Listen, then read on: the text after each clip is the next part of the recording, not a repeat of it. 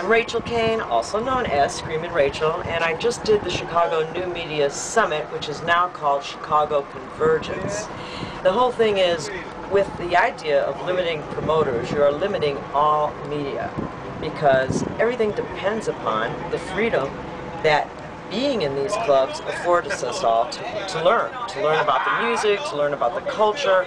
So it's very important to keep this freedom alive. There's no way, as a promoter, and I am a promoter myself, that we will be able to afford this insurance and all these things that they're trying to do to be able to have parties. So that will mean effectively there'll be nothing for kids to do, there'll be nothing for people over 21 to do, and there'll be no new arts or media. So it's very important to stop this law because it violates our constitutional rights, and that's what I have to say. That's really beautiful. Go. My name is Brian Bender. I am the talent buyer at the Elbow Room, located at 2871 North Lincoln Avenue, a block north of Diversity in Chicago. I feel that the Chicago's promoter ordinance it's going to kill music, it's going to kill local bands putting on showcases, promoters putting on good events, and even small venues to put on shows for local music. So if you have an opportunity, I would vote no for it. Call your alderman, let them know about it. There is a website you can go to, therecordindustry.com. Yeah, just say no. Support your local music. The ordinance is a bad idea, mainly because it affects DJs, artists, musicians of all lights throughout the city. It's a bad idea because, one, we need to have a place where we can come out and do our thing. If you take that away from us, I mean, come on, man, you're putting a lot of people out of work. I might sound a little crazy right now, but I'm at a great party. It's Westfest. Wonderful, wonderful idea.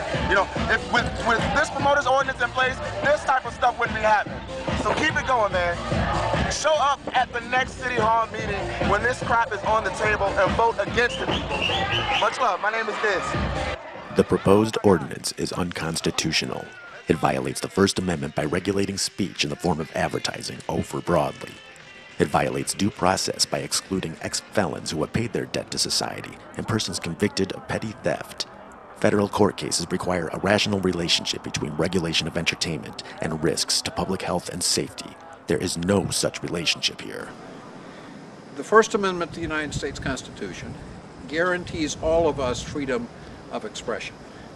And of course, the government is entitled, at all levels, municipal, state, and federal, the government is entitled to regulate speech so that it doesn't create a public safety or security problem. But the Supreme Court of the United States and the federal courts and state courts have been very vigilant over the years, appropriately so, to make sure that when the government does regulate speech, that it does so in a narrowly tailored manner that is focused on an identifiable problem, an identifiable threat to the public interest. This ordinance doesn't do that. As I said, it sweeps far too broadly. It encompasses web-based activity, including what you might put on a MySpace page. It encompasses kids who are trying to help their friends by giving out some flyers or even just fueling word of mouth about their performances and about the excellence of their music. And in addition to that, because it excludes people with criminal records, it has a disproportionate effect on people in the African American community, because one of the sad facts of American life is that far too many young black kids from the inner cities end up with criminal records. And this ordinance would tend to exclude them, and that disproportionate exclusion of people from the African American community raises an independent constitutional problem in violation of the Equal Protection Clause of the 14th Amendment. Chicago Promoters Ordinance, if you guys don't know what that is, that's Mayor Daley trying to stop us indie artists from doing our thing. You know, we've already paid our debt to society. Why in the hell is we constantly have to pay it every time we do something positive? It makes you want to do something negative. My name is Eli. Eli, right on. Most definitely. Chicago artist, man. Indie. This ordinance sucks. It is completely freaking unfair. Kill it. The proposed ordinance does not strengthen the city's inspection and enforcement resources, powers, and will to act. Instead, it indemnifies the city from liability. There's no other explanation for it because it's not going to do a thing for culture. It's not going to help the local economy. it's especially not going to help the local economy, because not only does this apply to local promoters right here in the city, this applies to any promoter from any city outside of Chicago that wants to come here and put on an event. If anything is going to hurt the culture or the economy in the city, it's short-sighted laws like this. Right now, we want to keep all independent music independent because the music industry sucks today. All right, and all of the true talent is already independent. So we're gonna shut you down, Mayor Daly. Bottom line. This is the formula right here. We go by the format and the formula. This is our group. We represent I'm the format, he's the formula. That's right. We want to support my boy JaGoFF right now because JaGoFF is doing his thing to keep us independent. You know what I'm saying?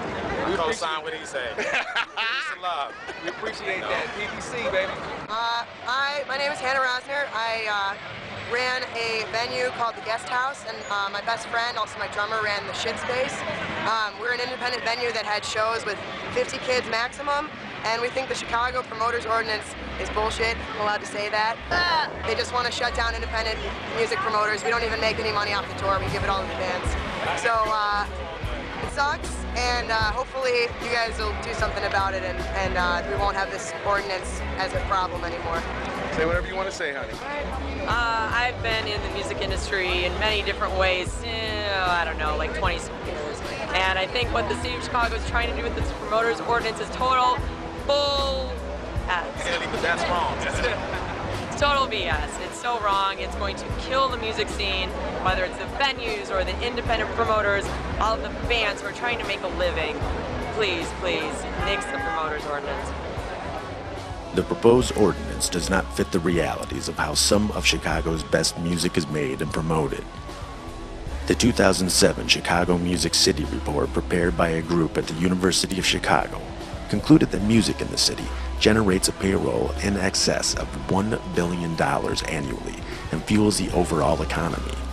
Significantly, it concluded that Chicago offers more kinds of music regularly than anywhere else except LA and New York, mostly in small clubs. Say what you think about the ordinance and how it affects you. Go ahead. Hey, my name's David Paggio. I'm coming from London, England. I came down to Chicago to some good music, to some very, very, very good house music, and maybe a bit of hip hop. I'm coming down the street here, and all of a sudden I see this little block party music festival going on, and I'm thinking to myself, okay, Chicago Promoters Ordinance kills indie music.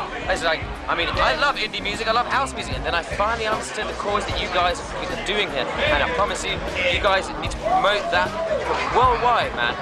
You guys are one of the founding places for house music, for all this kind of music. What kind of propaganda are you spreading? And you know what? I support your cause 100%. Rock on. I hope you guys get through, and peace to Chicago. Right on.